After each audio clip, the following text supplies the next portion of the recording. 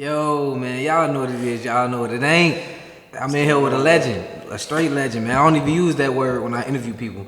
Shout out my boy Truth Teller, man. You know what I'm saying? Truth Teller, man. He's got that patented, bro. Yeah, that's his shit. What's up, legend? You know, but I'm really right here with a legend when it comes to this blogger stuff, bro. Because when me and Truth Teller did our interview, we spoke about different ways we motivated each other. But I gotta keep it real, get your flowers, bro. When I first started doing my little thug thizzle with the YouTube, and I seen you do ride-throughs, bro. And I was like, man, Joe, you did one about the greens. You rode past Target, and he was like, I ain't going back there, that's where they at. I was like, man, why you not going back there? I wanna go see it. And so, bro, over here to the left too, he threw an idea out there. I'm like, man, you right, let me start going through the hoods. So you was most definitely motivation, bro, when I started going through that motherfucker, man. So I'm glad to see you been doing it for a while. We're gonna address a few things, because I feel like you came, disappeared a few times, right? A few times, bro, over the years. It's been like 10 years, man, so a few times I'm popping in and out, man. How many different channels? Shoot, it's been, I think 4 now, man. 4 different channels? Yeah, because the first one, really, like, I changed. This was back in like 2014, and then I had the one that I deleted after what's his name, TP got killed, and then I had another one that was actually a different guy, Chicago Gang TV, which I converted. Yeah. And then that one I gave to Corey Brooks over on Old Block, and then I started this one, which I actually got from another guy, Chicago writer. Shout out to him, and shout out to Chicago Gang TV too. But yeah, so it's been 4. Damn, why so many channels like that? Because we're going to get into the story, we're going to get into everything, but I wanted to just touch on that because you clouded the fuck up. If you could like do that and keep coming back and getting the same clout, is it hard to get the subscribers back? I mean, sometimes I look back and like, dang, if I would have kept that first channel, you know, it would be... Yeah, man, that's historic. That was a historic channel. Subs right now, because it takes time to get the subs back up, and the genre is kind of saturated right now. Back then, it was like DJ Academic, Zach, and me. That was basically it. For sure. But yeah, the problem is, man, that first channel was hot, bro. You know what I'm saying? Like, I mean, hot in the bad way, you know? Because I had too much information on there that was just, you know, putting dirt on guys' names and stuff. And I was going back looking through the videos, like, okay, you know, in this video I'm talking about this dude, in this video I'm talking about that dude, and like, if I'm was to clean this all up, I basically have to delete the whole thing. You know, so it was just mainly the main problem with that channel, man. Like, too many people that were giving me information, they were getting pressed. You know, like I would see on Facebook, like, their homies would be talking about them, and like, you know, we need to get down on him because he's the one that's talking to this dude. And I was just like, man, it's too many problems for other people, man. And talking to people's moms, talking to people's aunties and stuff, and they were saying, you know, like, we're already dealing with all this, and then we got to look at YouTube and see you talking about our, you know, deceased loved one like this. So I was like, man, this whole channel just got to go. And then when TV got killed too, I don't know, just emotionally for me, that was just like, it was just like time to end it. You know, that was just like the mind frame I was in. Because you knew TP on a personal level? TB? TB or TP? TB from Taekwondo. Okay. Yeah, that's the one I'm talking about, Terry Berry. Yeah, he went to Dunbar. And I had only worked at Dunbar one time, but like, I got to know one of the shorties who knew him, and then like through him, he wanted me to interview them, but the problem was I had just interviewed 600 like the week before that, and so I was worried about interviewing TW because I was like, well, they're gonna feel some type of way that I was just promoting 600's music, you know, because, you know, I mean, not everybody looks at it that way. Some people are like businessmen, you know, it's just about money, but some people, they put the cameraman in this stuff, you know, like if you're working with the ops, then you're with them, so you can get it too, type stuff. So I was worried that they were gonna see it like that, so I told him no. But then he started giving me all this information about, like, you know, just telling me like everything that, you know, all them were doing, and I wasn't doing anything with it, but then through an incident that involved somebody else, like basically he was getting pressed, and they were going to try to set him up. He was a homie of mine that he didn't know them directly, but he knew some other guys that they were clicked up with. So I basically I don't know if blackmail is the right word for it, but I basically said, like, look, I got all this real hot info on y'all, and this is my homie y'all are talking about killing, so if you try and kill him, this isn't TW that was making these threats. It's another gang I won't mention, but I was like, you know, if you try to get down on him, I got all this hot info on y'all. Damn. So, and I told him, like, I'm not in the streets. Like, I'm a lame, I'm a square. So, you know, I'm not gonna handle it like that. I'm gonna handle it like with what I got. So. Shit! Wait. I want to speak on that a little bit. Did you mean like turn the info in? No, I was saying, like, I'll just put it on YouTube, you know. Like, I was like, I'll just come out on YouTube and just, you know, all the stuff that, you know, I already know about y'all, I'll just come out and put it on YouTube. And then so they were like, all right, well, you can die with him too then. So then they started threatening me. So then I was like, all right then, so then I just put it out on YouTube. And then that video I remember, bro, it was like, I remember the comments on that video, man. People are like, bro, you're gonna die. Like, you crazy, you lost your mind. And then, for sure. But the video started doing numbers. And then I have to admit, it was kind of like that. It was kind of like that clout just going in my head. Like, because that was the first video I did that really did numbers like that. You know what I'm saying? And then after that, all my bridges with the rappers were kind of burned after that. Because back then, this is before I showed my face. So people were like, well, this is a white boy, and he's from, the north side, so how does he know this? He must be working with the police. And so that's what I wanted to get to that real quick, bro. Because when you first started, like you said, it was just DJ Academics, you, Zacktv. Yeah. That's really it. And I was probably like 17, 18 when I first started just even watching shit like that. And you was one of the first people. I didn't think you was from Chicago, bro. So what exactly are you from? Oh, I'm from the northwest side, bro. Harlem Avenue, Diversity. That's like the border of Chicago and Elmwood Park. Yeah, I got my windows tinted over there before. Yeah, man, over there. And then I moved a little bit north on Harlem Avenue after that. And then, when I was a teenager, we moved out to the suburbs for a little bit. Then I moved over to East Rogers with my grandma. And then after she passed, it was like back out to the suburbs and then back into the city. So it was basically all over the north and northwest side.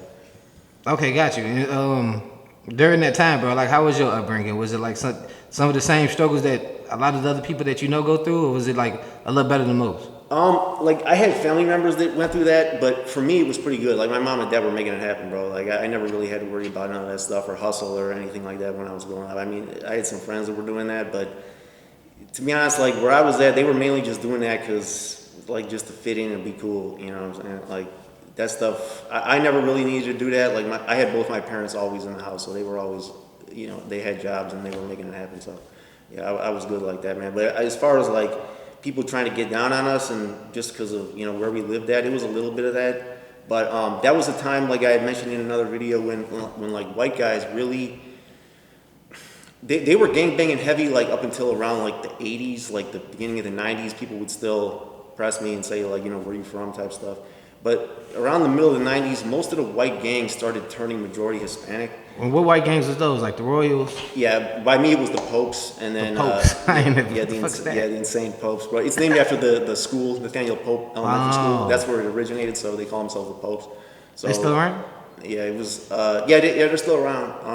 But like I said, most of the white gangs now is like majority Hispanic, some black members. Outside Chicago, in the South, I hear it's still like it used to be, but around here, like the Deuces, the 12th Street Players, the Royals, the Popes.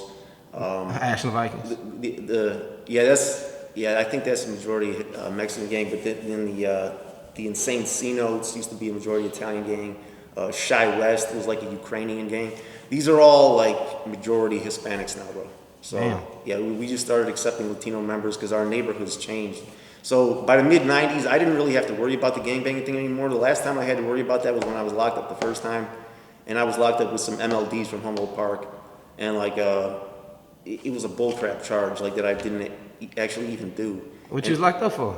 They had charged me with aggravated assault with a deadly weapon and aggravated battery. But it was all bullcrap. Like, none of it actually happened. It was just like I was confronting this dude. And we were just talking. Like, the dude even said I never touched him. But this girl that I guess, I don't know why she did it, but she just told the police a bunch of lies about what happened.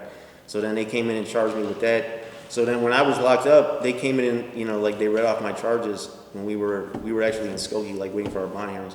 And then, like, everybody was like, as soon as they heard my charges, like, what you with? Where you from? Like, they immediately assumed that I was just, on that. And then I was telling them, like, man, I don't know nothing about that stuff. I'm from the north side. But they just didn't believe it, bro. Like, they kept on pressing me, like, these dudes with the shags, And how long you was booked? No, they knew it was a bogus charge. So they didn't like actually come at me the way they should have came at me. They offered me a plea deal for just probation because they knew the whole thing was made up. Because it happened I had the argument with this dude in a boys' locker room, in a men's locker room, and the witness was a girl.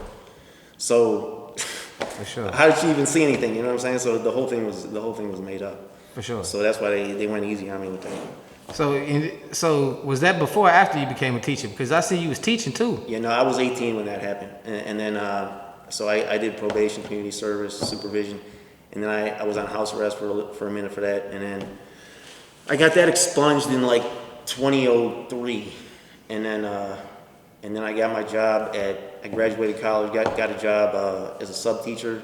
Started working first at Marshall, then at Sullivan, and then Senn, then a bunch of the high schools like around the north side and west side. And you was a substitute teacher? Yep, just going. Oh man, that had to be rough. All the schools, bro. Man, substitute teacher, man, on the west side and the side, just everywhere you name, bro. I've been in all those different areas, man. Yeah. I know. So what about Marshall? Marshall actually, okay, so the neighborhood around Marshall, you know, as far as violence is a little bit worse than Rogers. Well, it's a lot worse than Rogers Park, but the school actually wasn't as bad as Sullivan because you know the vice lords mainly have that school. You know what I'm saying? Like Marshall, as far as Marshall, yeah. And they don't really get into it with anybody inside the school. But with Sullivan, bro, you had the Mexican gangs, the Rassas, the Vikings back then. The Kings lived over there, but they all went to Amundsen because that school was too hot for them because the GDs controlled that school. And the GDs are into it with them over there. So the GDs from Howard, the GDs from Farwell both go there. They don't get along, even though they're both GDs. Yeah. Then you had the Moes from, I forget the exact block. It's a block kind of close to there. And then you had a couple foes, but they didn't really get on that with anybody. But you had all these gangs in the same school, so you had like, it was like constant. It was one thing after the next in that school. That was like, as far as stuff happening in the school, it was like the worst school. We had shootings right outside the school. Damn. Like people, like getting into it right in front of the principal's office, like pulling out 40s and putting them right to people's chests, like right in front of the principal's office. But that school was crazy. And you said that's what school that was? That was Sullivan, like back early 2000s. I've heard it's changed now. I've heard it's a lot better now. Yeah. But yeah, Sullivan was crazy. That was worse than Marshall actually. Damn. Yeah. Was that the worst school you taught at? Well, when I was at Dunbar, I heard a lot of stuff goes on at Dunbar because that's where like TW and O Block, some of them go to the same school. Was that around the time? Because you know, I heard you heard that song Vaughn said. He said he shot up Dunbar with LA. Oh, he said that? Yeah, in the song. And they I guess the YouTube detectives has been proven they went back to that day it all happened. So I guess you weren't teaching around that time. It was like 2010, 11. I was, but not at Dunbar. Like, yeah, that I didn't know about. No, probably the school that had the most problems of any was Austin High School before they closed it down. It's like several different schools now. I think one is Austin Business Entrepreneurship. Voice is another one. So back then it was just Austin. It was all one school over on Central and Pine. So like early 2000s, bro. That school was crazy, man. Like, you couldn't even discipline a student. Like, one sub, he had done something to a student, or I don't know what he did to the student, but the student, like, made a phone call. And then as the sub was walking out to school, some guys from the neighborhood, I don't know if they were VLs or foes or what they were, but they grabbed the sub, they pulled him into an alley, they had him up against the wall with a metal garbage can, like, beating the sub. Damn. Like, dang, bro. Like, nobody could really do anything to the kids at that school, man. They jumped the security guard. It was this big, tall security guard. They just jumped him right in the middle of the hallway and started whooping him. Damn. And a lot of crazy stuff happened at that school, man. You would see like them arresting kids pretty much every day over there. With you being a teacher at those schools, did anybody ever like try you? Oh yeah. I mean, but see, that's like jail stories fucking with them schools. Yeah, I was at Sullivan. I worked at Sullivan for like 2 years straight, and I lived in the neighborhood, so I already knew most of the kids from the neighborhood that went there. So they didn't really get on that with me. But some of the other teachers, yeah, I would see. They had problems with them, but yeah, as far as me, pretty much everybody was cool. Got you, man. Got you. Now, what you teaching at all these schools around that time? What I just named at that time, that era, was you like teaching? I heard you saying some of your stories. You had close relationships with people like Ken Ben and other people. Did you teach some of these people that's in the drill culture now? Not Ken. Not Ken. Like, okay, so R.I.P. Ken. That generation, like his generation, like Pappy's generation.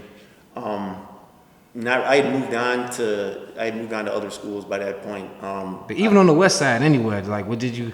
Yeah, matter of fact, like probably the first video that I did any type of numbers was some guys from Marshall. You know the woodblock foes over by Wood and Maypole. Yep. So one of them was in one of my classes. Shout out to Tuki. He was in one of my classes when he was trying to get his rap career going. So when I started doing the videos, I think he reached out to me, and then we went over there and I did an interview with his whole gang out there on the block. And yeah, it was cool. That was the first video I did that did like really any type of numbers. And then I had to take that video down because one of them had caught a case, and I guess they upgrade the charges if you're a gang member. So I had to take that down off of YouTube. But Damn. Yeah, that was him, and then the older homies of PBG, like not Pappy, but the older generation, like their homie James Brown. He was a student of mine when he was a freshman. Shout out! That's his real name or street name? Yeah, that's his real name. He's deceased now, man. Rest in peace to JB. He was one of the realest dudes you ever met, man. Like he'd been involved in some stuff, but it really wasn't his fault. And then who else? Yeah, just my homie Fabian, who was really almost the same age as me. Rest in peace to Fabian.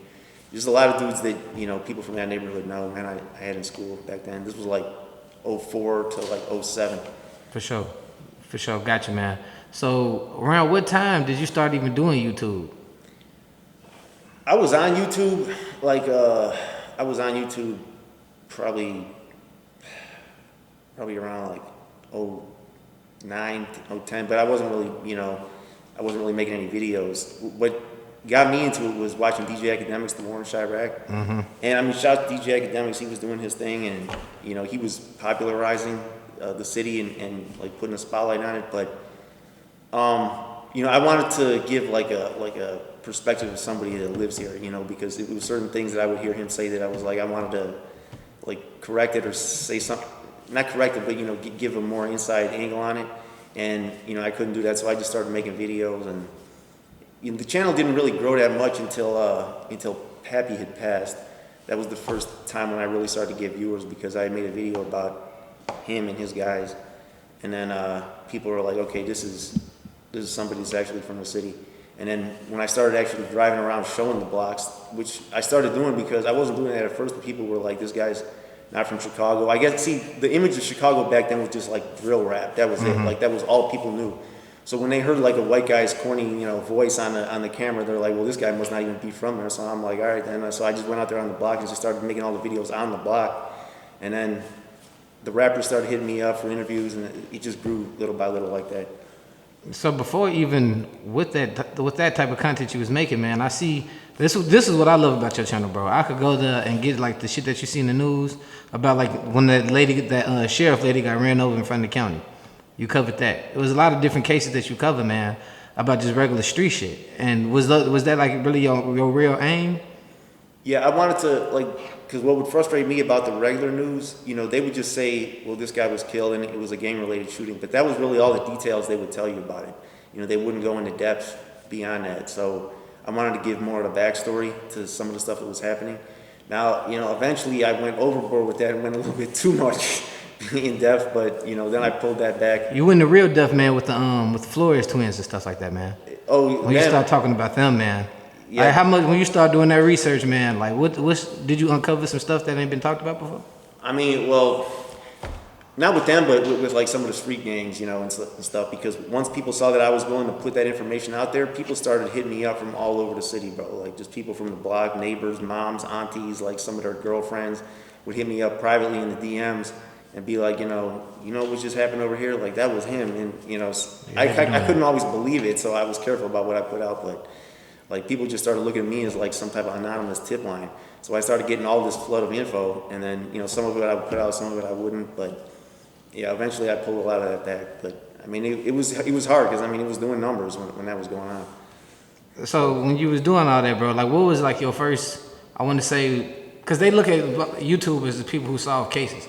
We do got a story where you feel like you got flack for it, like you just did the detective's work. No, I would never really do stuff where I would put two and two together. I would mainly go off of what the guys would tell me. Like with that Hottie video, I don't know if people ever remember that, like when I did the whole history of Hottie. You'll break it down for people who ain't seen it? And how their beef with 400 East started and how Mahadi Herring got killed and all that stuff. So when I did that, I was just going off of like the information the guys had given me straight up. And, I would ask them before I put it out, like, can I say this? Can I say that? And they would say no. They would tell me certain things. They would say, no, this part don't put in the video, because they were worried that, okay, if you put this in the video, there's only a few people that know about that, and the guys are going to put two and two together and know that I'm the one that told you. So I had to be very careful about what I put out, and that was eventually, like I said, what made me stop, because there was certain videos where, the guys did figure that out. Like even though I tried to make it as smooth as possible, they would be like, well, he must have heard that from him because, this is the only guy that would be talking to him, and, there's only a few people that know. So stuff like that is kind of tricky, man. Yeah, most definitely. Was you getting threats and different shit like that? Because like, tell me how was those, man? Because I seen you was on Zacktv, RP him too. What was some of the shit you was going through just even doing the type of content that a lot of us do now? Man, bro, I couldn't even like go out to dinner with my family and stuff anymore. But I had to watch how I moved like super close because, man, my whole DMs was like one list of death threats, man. And then not just that, but I mean, like guys, I would see guys all over the internet like sending me death threats, talking about when they see me they're gonna. And it was a couple close calls. It was one time I was right over on Broadway by Wilson, and one of the guys who, Oh yeah, I know you're talking about. who was sending me a death threat was right across the street, and I was in the car just about to get out the car. He was with one of his homies, and he looked at me, and we just both of us just froze, and we were just like looking at each other for about probably a solid minute, bro. And he was saying like, if I see you, I'm gonna start blowing and stuff. But it was a lot of witnesses around, so he was just staring at me. And then I just got back into the car and did a U-turn and peeled out, man, because I'm like, I'm not gonna test it, because it was a lot of situations like that, man, where it was very close. I mean, there were close situations that I had before this YouTube stuff, but once this started, man, yeah, everybody was. They were trying to figure out where I stayed at, like where I worked at, all that stuff. Damn. I see nowadays they got this shit called blogger beef, man. I don't partake in that. But was there other media personalities coming at you? DJ Academics didn't really seem to know about me. I mean, he might have known, but just didn't mention me. Zach definitely knew about me, and Zach was pretty cool. He was pretty. Yeah. He was pretty respectful. But back then, like I said, there was only a few bloggers, like not too many people. Because at the time that I was doing what I was doing, that was like off limits. Like that was like you couldn't do stuff like that. After I started doing it, and then Chiracology came out, and then it became more acceptable to do that. Mm-hmm. And now I think the gang members expect it. Bloggers are going to do that. You know what I'm saying? It's like when they put something on the internet, they know the bloggers are going to pick this up. Yep, for sure. So, but back then, that was considered just like if you did that, it was basically the same as like you're talking to the police. Mm-hmm. But now I think they understand because it's been going on for so long and so many guys do it that. Like the police can't build a case off that. They have to do their investigation, and just the fact that you have someone on the internet is not going to get you locked up. Because if they go into court and tell a jury, well, he made this video capping about so and so, well, that's not going to get you convicted. So, and then they just wasted a whole bunch of money on an investigation. So they don't have to worry about that stuff from the bloggers. But I mean, like when I was growing up, bro, I mean, you know how it was in the 90s, like it was all about silence and secrecy. Yep. Now these kids all want everything they do to be seen. So it's a totally different culture nowadays, man. So most definitely. I mean, they can't blame nobody but themselves though with the bloggers. I mean, even though I don't do that no more, but like if they see what they do on YouTube, I mean, that's their fault. Most definitely. The way I see it. Now, I was thinking about this too, bro, when you said you was teaching some of the older PBG homies, man. But I seen like you and PBG weren't always on good terms and shit. Well, when I started off, bro, I was working with a guy named Khan. He's one of their homies, Khan the Don. He was a rapper from over there, and I was promoting his music. And I was actually going to interview them. I was supposed to interview BLOCK2BLOCK with a couple of their other homies, but this was around the time that I was starting to do the stuff where I was putting too much information out, and I had moved away from their block a few years before that, so I didn't stay there anymore. But when that incident happened, like. That basically burned that bridge. Now that's all kind of blown over. Because I talked to Chemo and he was like, bro, everybody that we're into with, we're blowing at him already. Like, don't worry about that. And then, I had some other homies that talked to some of them, and it was like they don't really care about me because I never killed any of their homies. I never like actually put any of them in jail, so they don't really care. For sure. Now I seen. Is this true? You could tell me if it's true or not, bro. You got shot. No, some shit? No, that was a fake rumor. There was another guy about my age who had gotten shot like around the same time. That's how that rumor started in Garfield Park, which they knew was where I was working, like at Marshall, and he got shot like on the same day that I quit YouTube. So that was how that rumor started. But it was some dude that had gotten shot, tried to rob an armored truck or something like that. I never been shot. I've been had guys trying to shoot at me, but I've never actually been hit. So yeah. I've been robbed and all this stuff, but nobody's ever shot me. So that whole thing was a fake rumor. The thing where I was in the hospital with Zacktv, we were doing that because of the neighborhood where we were at. That's like right by TFG, and this is when they were. You was at White's Hospital, right? Yeah, this is when they were really like trying to get me. So we decided to do it inside the hospital instead of outside because, being out there on their block, like I said, they would look at that like we're trying to test them and taunt them. So I didn't want to do that. So, but Yeah, that I'd never been shot, bro. Never in my life. Okay, cool, man. Since we're speaking about Zacktv, bro, I seen it on your channel first, man. You want to break? What the fuck exactly going on with that case? Is they freed? I heard they say Zacktv killer's free. He's still out. What's going on with that? That was crazy, bro. I had done a video on that. They got let go because of that law that we have that they call mutual combat, which is supposed to be like if both people are blowing, then they don't charge either, which to me makes no sense because somebody started it. You know, I mean, there's certain situations where two people could just see each other and start blowing, but with Zach, it wasn't like that. He was fleeing, they were pursuing, okay, and then he didn't even get off a shot. So how was he a combatant? You know what I'm saying? That doesn't make any sense to me, but because he had the FN under the seat. Zach? Yeah, and but the clip was totally full. He didn't even fire one shot. So I don't know if they were actually shooting at him though. Yeah, I heard it was rumors it was the dude he was with in the car. I don't know, man, but yeah, it was those Perry Ave guys. They had arrested him, and then they had to let him go because of that. It was the same situation with those foes out west. I forget what hood they were from, but it was like they had pulled up to a crib, and then they started flaming the crib. Oh, it was the Jack Boys, I think. Yeah, right, the Jack Boys. And then the guys in the crib started shooting back, and they didn't charge nobody because they said it's mutual combat. And even the mayor was like, what? She's like, you can't even charge them with like disorderly or something like that for getting into a shootout right there on the block. He's, nope, mutual combat. So I don't know, man. I think that's one of the reasons our violence is so high over here, man. Like the laws on some of this stuff is just like, you know what I'm saying? Like they'll arrest a guy for having some dope on him, but then they let guys that get into a shootout go. Like that doesn't make any sense to me, man. But, so what you think about this no cash bond? Do you think it help or make it worse? I feel like it don't really improve nothing. Or make it's just stagnant. Yeah, it depends on the case, you know what I'm saying? But with some of this stuff, bro, like they just had a couple dudes the other day. They were trying to lure kids into a van, like snatch some kids. It was two guys that had like crack on them and stuff. They were trying to. It was a white dude and a black dude together. They had a van. They were trying to get these like teenage girls or somebody like into the van and kidnap them. Bro, they said they can't hold them for that offense. What? Bro, that threw me way back. I mean, I'm like, they can't even come up with any charge to just hold these guys. They eventually held them on a different charge because they did have crack pipes in the back of the van. Mm-hmm. But so I think they held them on something like that. But they were saying if it wouldn't have been for that, they would have been free after trying to kidnap some kids, bro. So yeah, I mean, that's to me is like the main problem with Chicago, man. Is like our court system here is just too soft, bro.